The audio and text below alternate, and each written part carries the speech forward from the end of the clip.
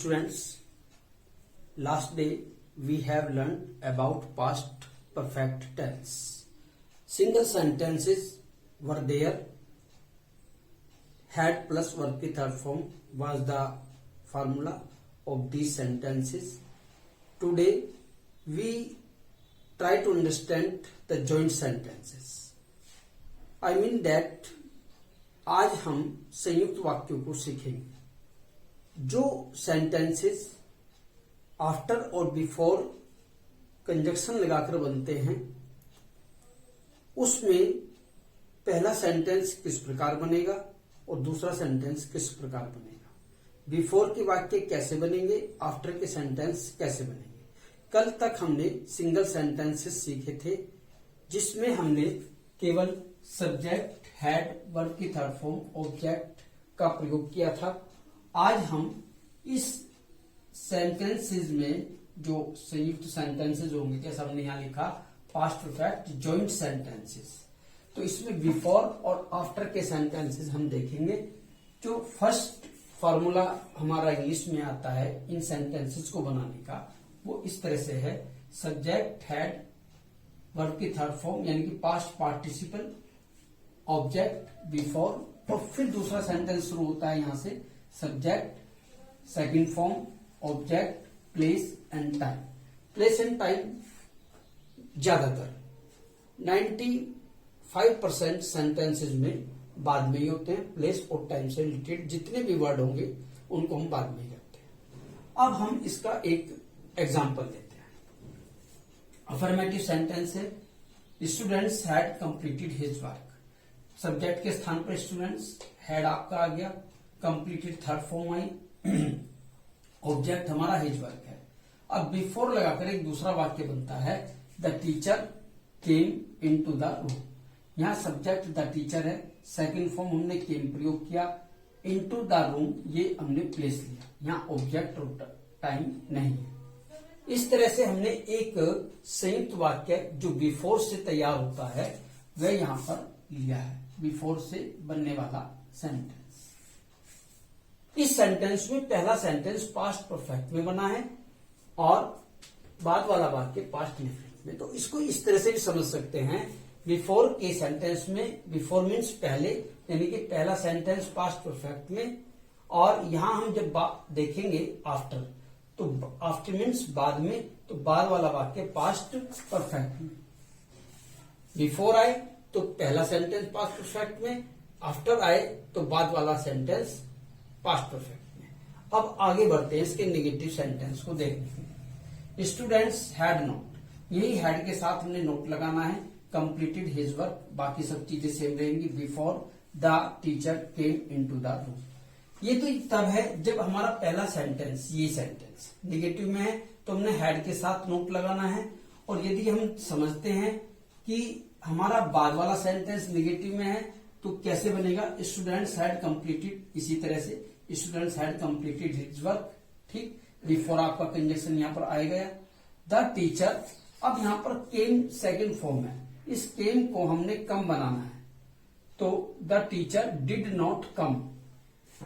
आप देखते हैं पास्ट इंडेफिनिट में जो नेगेटिव सेंटेंस हमने बनाए थे वहां डिड नॉट का प्रयोग किया था, और यहां भी हम डिड नॉट का प्रयोग ही करेंगे इसको नेगेटिव बनाने के लिए। ये बहुत बारीकियां हैं। मैं फिर कहूंगा टेंस एक दिन में भी समझे जा सकते हैं, 2 दिन में भी समझा सकते हैं, लेकिन जहां हमारी आवश्यकता है, कंपटीशन में हमें पार्टिसिपेट करना है, अगर कंपटीशन हमें बीट करना है तो हमें इनकी बारीकियों को समझना होगा। अगर पहले सेंटेंस में नेगेटिव आए तो हैड नॉट लगेगा, दूसरे वाक्य में नेगेटिव आए तो डिड नॉट कम लगेगा इनटू द रूम, तब हमारा सेंटेंस सही होगा। यदि दोनों वाक्य में नेगेटिव का भाव है तो ये भी नेगेटिव बनेगा और ये भी नेगेटिव बनेगा। अगर चुका था वाले वाक्य में, यानी कि चुका था शब्द आ गया और उसमें नेगेटिव का भाव है तो हमने हैड नोट लगाना है, और किया था, जैसे यहां the teacher did not come into the room, इसका अर्थ निकलता है विद्यार्थी अपना कार्य पूर्ण कर चुके थे। बिफोर, इससे पहले ही, the teacher did not came into the room, अध्यापक कमरे में नहीं आए। इस भाव को समझे। अगर यहां नेगेटिव तो यहां नोट, अगर यहाँ निगेटिव तो यहाँ नॉट। इसी तरह इंटरोगेटिव में पहले वाक्य का जो हेल्पिंग वर्ब है, यहाँ पर हैड हमारा हेल्पिंग वर्ब है, तो इसको ही हम सबसे पहले लाएंगे, यानी कि सब्जेक्ट और हेल्पिंग वर्ब के स्थान बदल जाएंगे। तो हैड स्टार्टिंग में स्टूडेंट, उसके बाद had students completed his work before the teacher came into the room.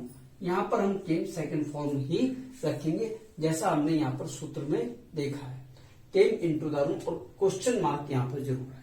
अगर क्वेश्चन मार्क आप इंटरोगेटिव सेंटेंस में यूज नहीं करते तो निश्चित रूप से आपका सेंटेंस रॉन्ग है, क्योंकि आपसे परीक्षा में ये भी पूछा जाता है कि 4 वाक्य हैं, इसमें कौन सा सही है, और वहां पर वो क्वेश्चन मार्क हटा देंगे।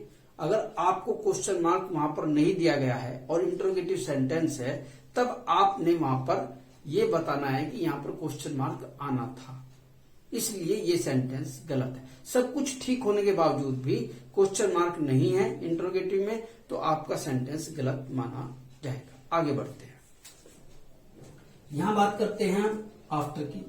यहां पर ये सूत्र, ये जो यहां पर था, ये शुरू में आ जाएगा पास्ट इंडेफिनिट वाला, और ये पास्ट परफेक्ट वाला सूत्र हमारा यहाँ पर बाद में चला जाएगा। यानी कि आफ्टर आए तो बाद में परफेक्ट, और बिफोर आए तो पहले परफेक्ट। ये आप अपने माइंड में सेट कर लें, बिफोर आने पर पहले परफेक्ट, आफ्टर आए तो बाद में परफेक्ट। तो हमने यही किया, इस पूरे सूत्र को यहां से उठाकर हमने यहां लिया, subject second form object, subject second form object, ये लिया है ना। फिर हमने आफ्टर लिखा, फिर हमने ये सब्जेक्ट लिया, हैड थर्ड फॉर्म ऑब्जेक्ट, और प्लेस टाइम हमेशा बाद में ही रहते हैं, इनको स्टार्टिंग में या बीच में लाने की कोई आवश्यकता नहीं है। आगे बढ़ते हैं, इसके अफर्मेटिव सेंटेंस को देखते हैं। The train departed from the station, train station से जा चुकी थी, उसके बाद I had reached there with my friend, मैं वहां अपने मित्र के साथ पहुंचा। अब यहां पर इसके निगेटिव को बनाते हैं, द ट्रेन, अब डिपार्टेड यहां सेकंड फॉर्म है, तो यहां पर हम डिड नॉट डिपार्ट का प्रयोग करेंगे, डिड नॉट डिपार्ट का प्रयोग करेंगे। उसके बाद from the station after I had reached there with my friend, तो यहां पर हमने हैड प्लस रीच्ड का प्रयोग किया, यानी कि पास्ट परफेक्ट का प्रयोग किया, और यहां पास्ट इंडेफिनिट निगेटिव का प्रयोग किया। इस सेंटेंस में आप देखेंगे नेक्स्ट में इसका negative, the train departed second form में आएगी, क्योंकि अभी यहां डिड नॉट का प्रयोग नहीं किया गया। From the station after I had not, अब ये वाक्य हमारा निगेटिव में है, तो यहां इस हैड के बाद यहां, तो हमने यहाँ हैड नॉट का प्रयोग किया, I had not reached there with my friend. यहां इस तरह से बाद वाला सेंटेंस निगेटिव में बना। अगर बाद वाले वाक्य में निगेटिव का सेंस है तो बाद वाले को बनाओ, पहले वाले वाक्य में निगेटिव का सेंस है तो पहले वाले वाक्य में निगेटिव बनाओ। और इंट्रोगेटिव, यहां पर हमारा परफेक्ट पहले बनता था तो हमने पहले हैड लिया। अब यहां पर हमारा पहला सेंटेंस पास्ट इंडेफिनिट में है, तो हम यहां से डिड निकालेंगे, डिड द ट्रेन डिपार्ट, तो यहां पर फर्स्ट फॉर्म का प्रयोग होगा, यहां पर सेकंड फॉर्म का प्रयोग होगा। ध्यान रखिए, जब डिड आएगा वाक्य में, ये डिड आते ही फर्स्ट फॉर्म हो जाती है, डू आते ही फर्स्ट फॉर्म, डज आते ही फर्स्ट फॉर्म, यानी कि डू डज डिड आते ही फर्स्ट फॉर्म, और हैज हैव हैड आते ही थर्ड फॉर्म, और is are and was were आते ही आईएनजी फॉर्म। इन चीजों को माइंड में धीरे धीरे सेट कीजिए, तब टेंस कब क्लियर होगा। टेंस समझने के पीछे केवल ये लॉजिक है कि स्टूडेंट को वर्ब सही तरह से लगाना आता है या नहीं आता है, इस चीज को समझना। इस सेंटेंस में did the train depart from the station after I had not reached there with my friend, question mark यहां भी हमने आवश्यक रूप से लगाया। इंट्रोगेटिव में क्वेश्चन मार्क का होना अपरिहार्य है, नेसेसरी, मस्ट, इसको आप छोड़ ही नहीं सकते। मैं केवल उन चीजों पर जोर दे रहा हूं जो कंपटीशन में आपसे पूछी जाएंगी, वरना आप कितना ही टेंस पढ़ लीजिए, कितने ही सेंटेंसेस बना लीजिए, सब यहीं पर रह जाने हैं। 2 दिन में, 1 हफ्ते में ये काम पूर्ण नहीं होने वाला है, ये आप समझिए, इनकी बारीकियों को समझना होगा। अभी तो आप केवल ये समझ रहे हैं कि सेंटेंस बनते कैसे हैं, आपने भी कोई प्रैक्टिस नहीं की है। जब तक आप इन सेंटेंसेस पर कम से कम 20 सेंटेंस न बना लें, एक तरह की, ये इस तरह के 20 सेंटेंस न बना लें, इस तरह के 20 सेंटेंस न बना लें, तब तक आपको आने वाला नहीं है। कुछ समय के बाद ये सब एक प्लेन स्लेट हो जाएगी, plain notebook. There will be no word in your mind about the sentence and tense if you have no knowledge about the verb and not have you practised for a long time. एक लंबे समय तक इन पर practice की आवश्यकता है, अभ्यास की जरूरत है। जब तक आप प्रैक्टिस नहीं करेंगे तब तक टेंस नहीं आएंगे। आपको फिर से इस वीडियो को देखना पड़ेगा। तो जरूरी है, अब आपके पास इस लॉकडाउन पीरियड में समय ही समय है। इस वीडियो को 2 बार देखें, 3 बार देखें, चीजों को समझें, समझने के बाद किसी को समझाएं, अपने से छोटों को समझाएं, और जितना आप समझा पाएंगे उतना ही चीजों को सीख पाएंगे। ये क्लियर है। तो आज हम इतना ही रखेंगे। YouTube पर हमारी सभी सेंटेंसेस की, टेंस की वीडियो अपलोड की गई है। आप और भी वीडियो देख सकते हैं, दिखा सकते हैं। चैनल को सब्सक्राइब भी जरूर करें।